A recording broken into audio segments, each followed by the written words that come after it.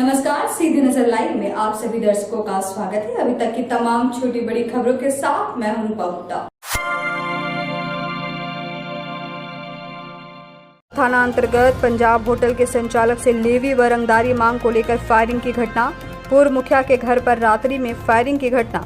नल जल आपूर्ति के अंतर्गत कार्य करा रहे ठेकेदार से लेवी की मांग करने और 2 दिन पहले सरिया थाना अंतर्गत मुंड्रो के पास से पेशन प्रो मोटरसाइकिल सवार को गोली मारकर रुपए एवं मोटरसाइकिल लूटने वाले 3 अपराधियों को पुलिस द्वारा गिरफ्तार कर लिया गया है।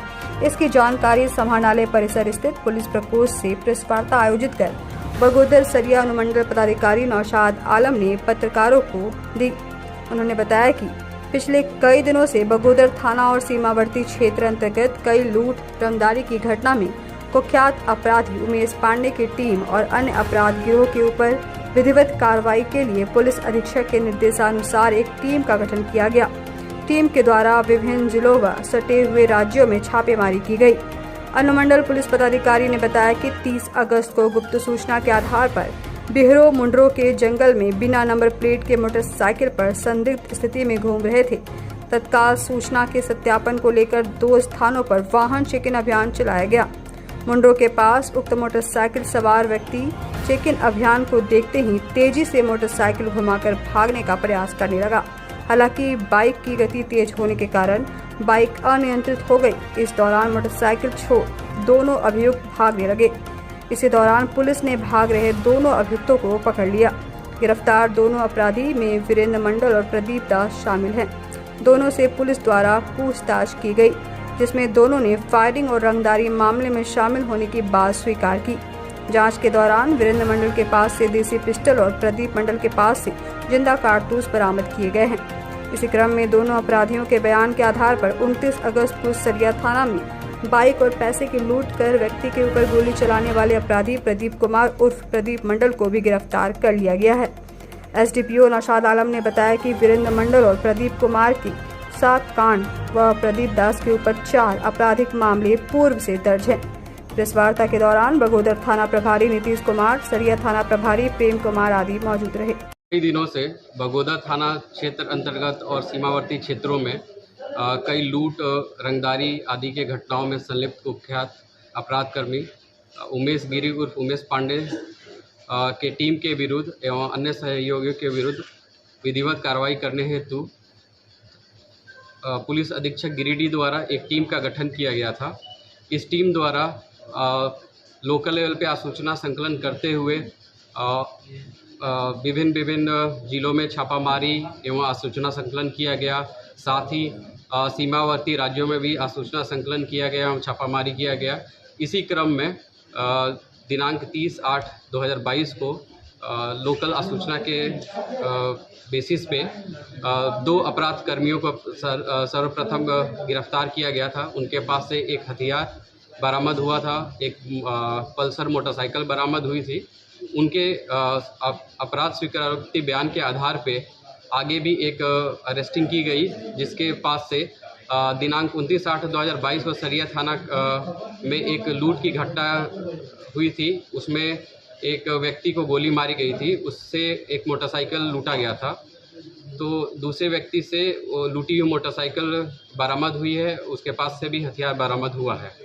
इसके अलावा पिछले कई दिनों से बगोदर थाना क्षेत्र में अंतर्गत कई घटनाएं, जैसे तारा पंजाब होटल में फायरिंग की घटना एवं जरमुंडे पंचायत के पूर्व मुखिया के ऊपर फायरिंग की घटना। साथ ही 2 दिन पहले दोंदलो पंचायत में एक कॉन्ट्रैक्टर को धमकी दिया गया था। इन सभी घटनाओं में ये लोग संलिप्त थे और इन्होंने अपना अपराध स्वीकार किया है।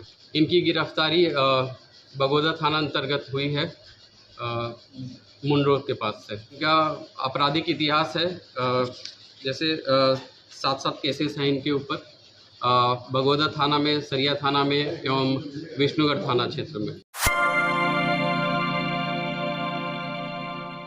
तो सूचना के आधार पर पुलिस कप्तान के निर्देशानुसार मंगलवार को छापेमारी टीम द्वारा गांडे थाना अंतर्गत गांडे गांव के पोनीडी टोला में साइबर अपराध करते हुए सचिन कुमार वर्मा और मिथिलेश वर्मा को अखिलेश वर्मा के घर से गिरफ्तार किया गया। इन दोनों साइबर अपराधियों के पास से 4 एंड्रॉयड मोबाइल और एक लैपटॉप भी बरामद किया गया है। इसकी जानकारी न्यू समाहरणालय परिसर स्थित पुलिस प्रकोष्ठ से साइबर डीएसपी संदीप सुमन समदर्शी ने प्रेस वार्ता आयोजित कर दी। उन्होंने बताया कि साइबर अपराध के रोकथाम के लिए पुलिस अधीक्षक के निर्देशानुसार एक छापेमारी टीम का गठन किया गया। गुप्त सूचना के आधार पर छापेमारी टीम द्वारा गांडे थाना अंतर्गत उक्त स्थल पर छापेमारी की गई। इसी क्रम में 2 अपराधियों को गिरफ्तार किया गया है। साइबर डीएसपी ने बताया कि मोबाइल फोन के अवलोकन से पाया गया कि भिन्न भिन्न ऐप के माध्यम से लगभग 20 लाख रुपए की ठगी इन साइबर अपराधियों द्वारा की जा चुकी है, जिसमें से लगभग 13 लाख रुपए का ऑनलाइन डिजिटल गोल्ड खरीदा गया है। साथ ही 3 लाख का मोबाइल खरीद का प्रमाण पाया गया है। साइबर डीएसपी ने बताया कि लैपटॉप के माध्यम से अपराधियों द्वारा फर्जी लिंक बनाकर योनो ऐप बंद होने का मैसेज लोगों को भेजा जाता था, जिसके बाद कस्टमर का डिटेल प्राप्त कर पैसा निकाल लिया जाता था। बताया गया कि छापेमारी के क्रम में इन गिरोह में शामिल अखिलेश वर्मा, सुमन कुमार शर्मा और कुंदन कुमार वर्मा भागने में सफल रहा। डीएसपी ने कहा कि जल्द ही फरार अपराधी को भी गिरफ्तार कर लिया जाएगा। छापेमारी दल में साइबर थाना के पुलिस निरीक्षक आदिकांत महतो, सुबल कुमार, अहिल्यापुर थाना प्रभारी अनिल कुमार आदि शामिल थे। प्रेस वार्ता के दौरान साइबर इंस्पेक्टर आदिकांत महतो सहित कई जवान मौजूद थे। करते हुए गांडे थाना क्षेत्र के पुनीडी से 2 साइबर अपराधियों को गिरफ्तार किया गया है, जिसमें सचिन कुमार वर्मा और मिथिलेश कुमार वर्मा यहाँ पर है। इन दोनों को अखिलेश वर्मा के घर से अरेस्ट किया गया है तथा इस क्रम में 4 एंड्रॉयड फ़ोन, 1 लैपटॉप जब्त किया गया। जब इनके मोबाइल आदि की जांच की गई तो करीब 20 लाख रुपए के ट्रांजैक्शन का इसमें प्रमाण मिला है, जिसमें 13 लाख का डिजिटल गोल्ड की खरीदारी इन्होंने की है। साथ ही 3 लाख रुपए के मोबाइल वगैरह खरीद कर उन्होंने कुछ को बेचा है, कुछ को स्वयं इस्तेमाल कर रहे हैं। ये सारा जो फर्जीवाड़ा ये कर रहे थे, ये योनो ऐप के माध्यम से लिंक भेजते थे। लिंक का जो इन्होंने रेट रखा था वो 5,000 रुपये प्रति लिंक था। कुछ साइबर अपराधी लिंक बनाने का काम करते थे तथा इनके ग्रुप के कुछ लोग उसी लिंक के माध्यम से ठगी करने का काम करते थे। छापेमारी के क्रम में 3 साइबर अपराधी भागने में भी सफल हुए हैं, जिसमें से एक अखिलेश वर्मा, एक सुमन और एक कुंदन वर्मा।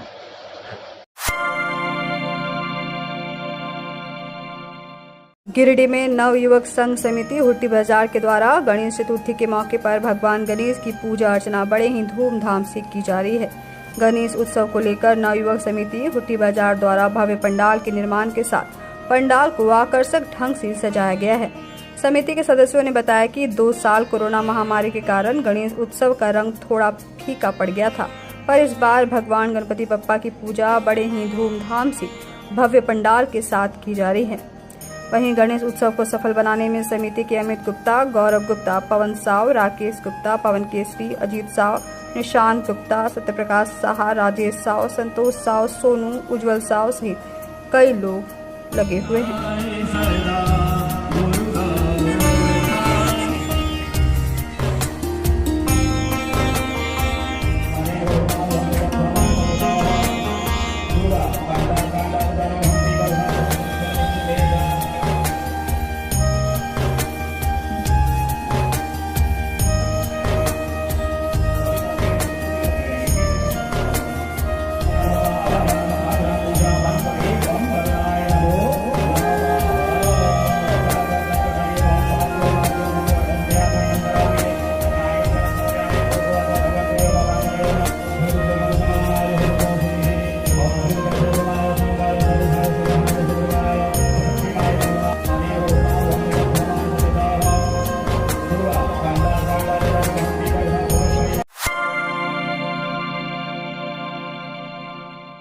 तीसरी प्रखंड के गांधी मैदान में गणेश चतुर्थी के मौके पर गणेश महोत्सव मनाने को लेकर जोर शोर से तैयारी करने के बाद विधिवत रूप से पूजा अर्चना की गई।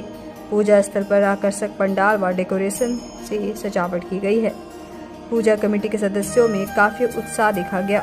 पूजा समिति द्वारा भव्य पंडाल बनाकर भगवान गणेश की 8 फीट की प्रतिमा स्थापित की गई है। पूजा समिति के अध्यक्ष राहुल यादव ने कहा कि यह पूजा 5 दिनों के लिए रखी गई है। 5 दिन के अंतराल में प्रत्येक दिन छोटे छोटे कार्यक्रम आयोजित किए गए हैं, जिसमें छोटे छोटे बच्चों बच्चियों के द्वारा डांस प्रोग्राम, दूसरे दिन भक्ति जागरण के साथ भंडारा भी रखा गया है। कहा कि हर साल की तरह इस साल भी बड़े ही धूमधाम से गणेश भगवान की पूजा अर्चना की जा रही है। पूजा को सफल बनाने में यशवंत सिंह, सोनू पाठक, प्रेम अग्रवाल, नितेश सिंह, कुंदन सिंह, शंकर शर्मा आदि कई युवाओं का महत्वपूर्ण योगदान है।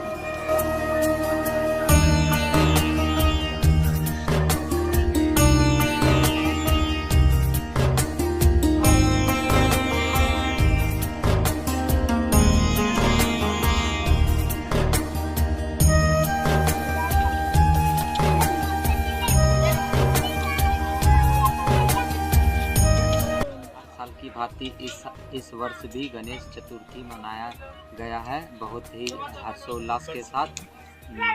आज हम लोगों ने मिलकर पूजा प्रारंभ किया और 1 तारीख को भंडारा है, 2 तारीख को डांस कंपटीशन, 3 तारीख को प्राइज वितरण और 4 तारीख को जागरण है। और इसमें सहायता करने वाले तीसरी के सारे लोग हैं।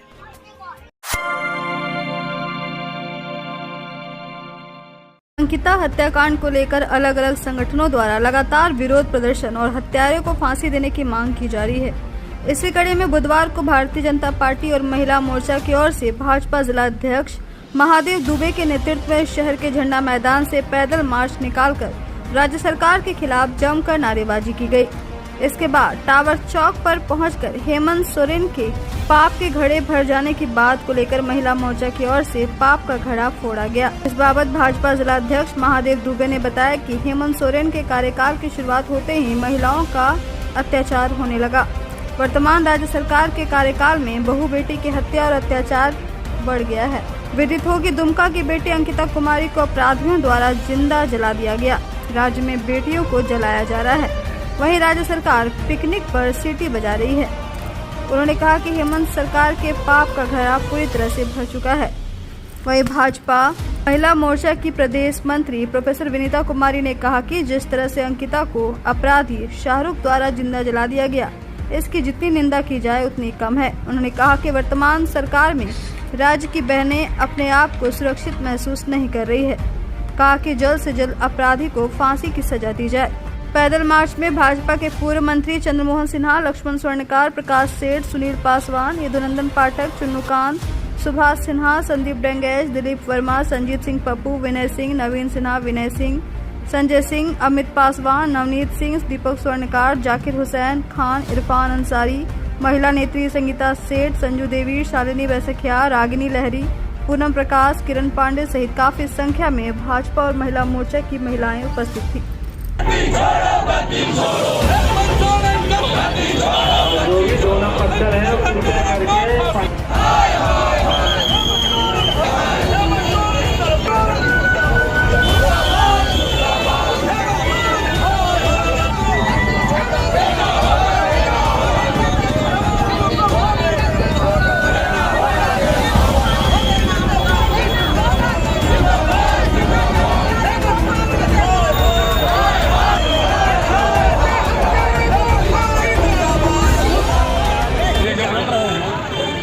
जब से हेमंत सोरेन की सरकार आई है, यहाँ के महिलाओं पर लगातार अत्याचार बढ़ रहा है। आप देख रहे हैं कि दुमका की बेटी अंकिता को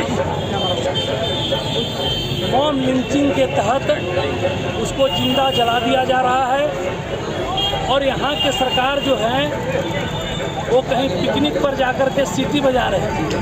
जिस तरह से कहा गया है कि जब पूरा रोम जल रहा था और रोम के जो राजा नीरो थे वो बंसी बजा रहे थे, वो आज हम लोग झारखंड में देख रहे हैं कि झारखंड की बहू बेटी को जिंदा जलाया जा रहा है और यहाँ के जो सरकार हैं वह पिकनिक में जाके सीटी बजा रहे हैं। हेमंत सोरेन जी का पाप का घड़ा भर गया है। आज महिला मोर्चा और भारतीय जनता पार्टी गिरिडीह जिला के तमाम हमारे कार्यकर्ता लोग उपस्थित होकर मांग कर रहे हैं कि अंकिता को न्याय मिले, उनके दोषी को फांसी का सजा मिले और हेमंत सोरेन का पाप का घड़ा भर गया है, वही पाप का घड़ा आज हम लोग यहाँ पर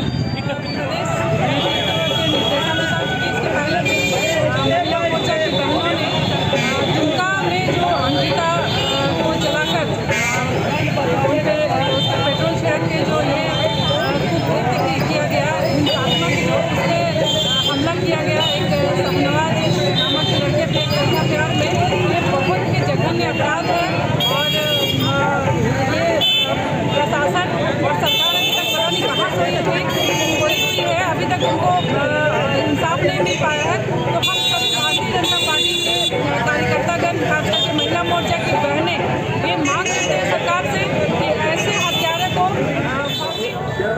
किसी भी राज्य में जहाँ एक बेटी सुरक्षित नहीं है वहाँ के राजा को तो ऐसे ही त्यागपत्र दे देना चाहिए। और आज आप लोगों ने देखा कि भारतीय जनता पार्टी की जो महिला मोर्चा है घड़ा लेकर के सिर पर निकली थी, ये प्रतीकात्मक था कि राज्य में हेमंत सोरेन का जो पाप का घड़ा है वो भर गया है और यहाँ उसको फोड़ा गया है। उनको अगर जरा सा भी नैतिकता है तो जिस तरह से अंकिता की हत्या हुई है, एक पल उनको सत्ता में बने रहने का कोई हक नहीं है, क्योंकि राज्य की विधि व्यवस्था खत्म हो गई है। और अभी अध्यक्ष जी ने बिल्कुल सही कहा कि रोम जल रहा था और नीरव बांसुरी बजा रहा था, तो आदरणीय हेमंत सोरेन जी सिट्टी बजा रहे हैं। इससे ज़्यादा शर्मनाक कोई घटना हो नहीं सकती किसी राज्य के लिए।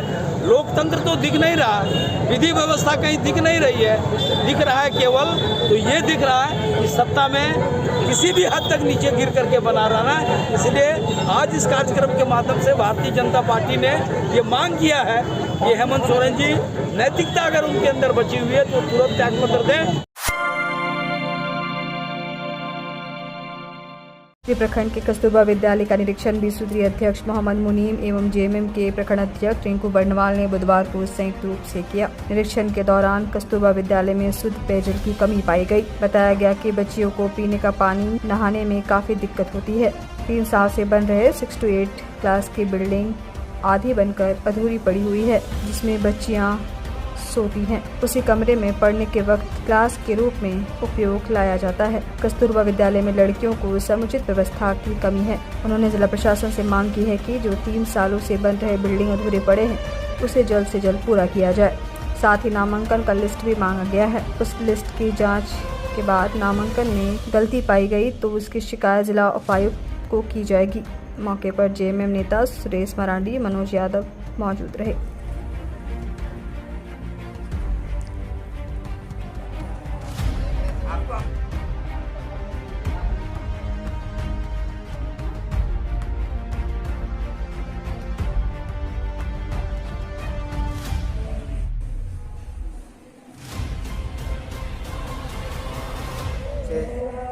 कुछ बच्चों का नामांकन कराना था, छूटा हुआ था, वही देखने के लिए कि किस ढंग से नामांकन किया जा रहा है। सूची हम लिए हैं, हम लोग जांच करेंगे कि कैसे कैसे बच्चों को लिया गया है और गरीब बच्चे कुछ छूटे हुए जो हम लोगों के निगाह में हैं उसका कराने की कोशिश के लिए हम लोग आए थे।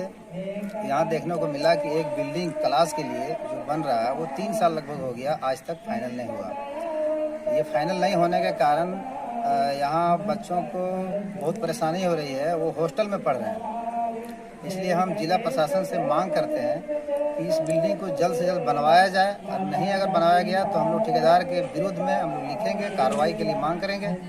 और यहाँ एक समस्या और है, पीने का पानी। तो पीने का अगर गलत पानी, अच्छा पानी नहीं मिल पाएगा तो बच्चे सब बीमार हो जाएंगे। इसलिए मैं ये पानी के लिए भी मांग करता हूँ कि जल्द से जल्द पीने का पानी यहाँ उपलब्ध कराया जाए।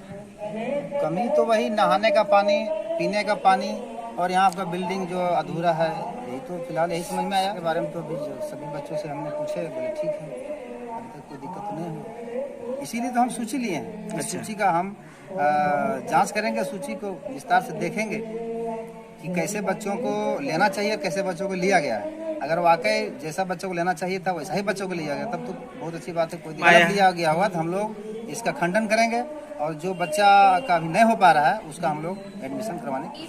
क्लास 12 की छात्रा हूँ और हमारे विद्यालय में वर्ग 6 to 8 की मतलब की क्लासरूम की कमी है, जिसे पूरी की जाए। वो हमारे बाउंड्री में कैंपस के अंदर कुछ क्लास मतलब की कुछ बिल्डिंग्स बन रहे हैं, लेकिन अभी वो पूरे नहीं हुए हैं, जिस कारण हमारी जो 6 to 8 की छात्राएं हैं वो हॉस्टल में अपनी क्लास को हॉस्टल वाले रूम में क्लास मैनेज कर रहे हैं। ये लगभग 2-3 साल से स्टार्टिंग हो चुका है, 2 साल से, लेकिन अभी तक बना नहीं है। हाँ, ये छुट्टी से पहले ही काम बंद है। अभी कुछ दिन चला था, उसके बाद फिर से बंद हो गया। सदगुरु मां ज्ञान के पावन जन्मोत्सव के मौके पर बुधवार को सिरसिया स्थित श्री कबीर ज्ञान मंदिर परिसर में बृहत रक्तदान शिविर का आयोजन किया गया। कार्यक्रम की शुरुआत सबसे पहले मुख्य अतिथि जिले के सिविल सर्जन डॉक्टर शिव प्रसाद मिश्रा, विशिष्ट अतिथि रेड क्रॉस सोसाइटी के मदन लाल विश्वकर्मा, पूनम प्रकाश, सुबोध प्रकाश, दिनेश खेतान, प्रभारी महापौर प्रकाश सेठ, अरुण माथुर, डॉक्टर विकास माथुर, ध्रुव संथालिया आदि के द्वारा संयुक्त रूप से दीप प्रज्वलित कर किया गया। कार्यक्रम के दौरान काफी संख्या में उत्साहित महिला, पुरुषों व युवकों ने अपने कीमती लहू का दान किया। इस दौरान प्रभारी महापौर प्रकाश सेठ, ध्रुव संथालिया, शालिनी बैसखियार आदि ने भी रक्तदान किया। इस बाबत ट्रस्ट के सिद्धांत तंत्री ने बताया कि मां ज्ञान के जन्मोत्सव को लेकर भव्य रक्तदान शिविर 9 बजे से जारी है। उन्होंने कहा कि रक्तदान शिविर में लगभग 150 से 200 यूनिट के बीच रक्त संग्रह का लक्ष्य रखा गया है। मौके पर रक्तदान के साथ साथ सत्संग, भजन एवं सद्गुरु मां ज्ञान का दिव्य उद्बोधन भी हुआ। अपने संबोधन में मां ज्ञान ने कहा कि हमें निस्वार्थ भाव से सेवा और कर्म करना चाहिए। फल की प्राप्ति की सोच के साथ मनुष्यों को काम नहीं करना चाहिए। फल देने वाले परमपिता परमेश्वर के हाथों में है।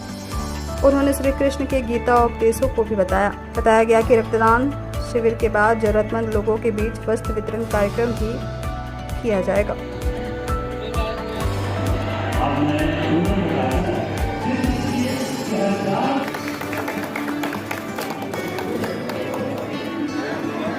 माता के चरण छूने पर प्रणाम करता हूँ।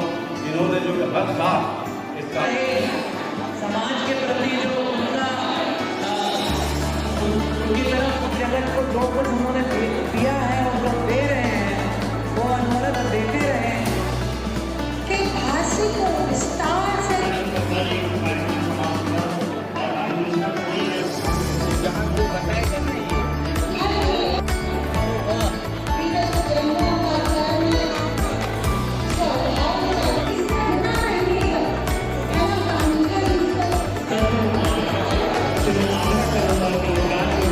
सद्गुरु मां जन्मोत्सव के उपलक्ष्य में आज वृहत रक्तदान शिविर का आयोजन किया गया है। इस अवसर पर 9:30 बजे से लगभग ब्लड डोनेशन कैंप का उद्घाटन हुआ है और ब्लड डोनेशन में काफ़ी संख्या में लोग जुटे हुए हैं। काफ़ी संख्या में बहनें भी उत्सुक हैं। तीज व्रत के पश्चात उत्साह देखते बन रहा है और ब्लड डोनेशन के बाद हम लोग का वस्त्र वितरण का कार्यक्रम है। कुछ ज़रूरतमंद व्यक्तियों के बीच सद्गुरु मां जन्मोत्सव के उपलक्ष्य में वस्त्रों का वितरण किया जाएगा। इसके पश्चात सत्संग और भजन का भी कार्यक्रम होगा।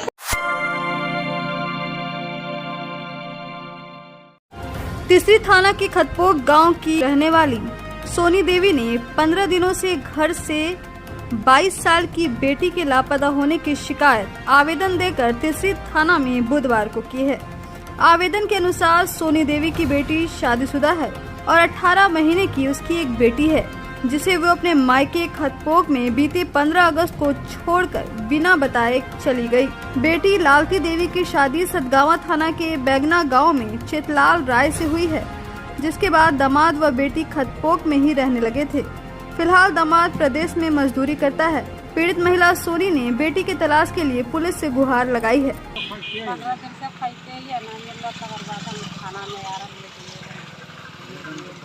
कौन बेटी और कब से? 15 दिन से 15 लड़की है। तो कहाँ रहती थी लड़की आपकी? माँ आपके घर में रहती थी? हाँ।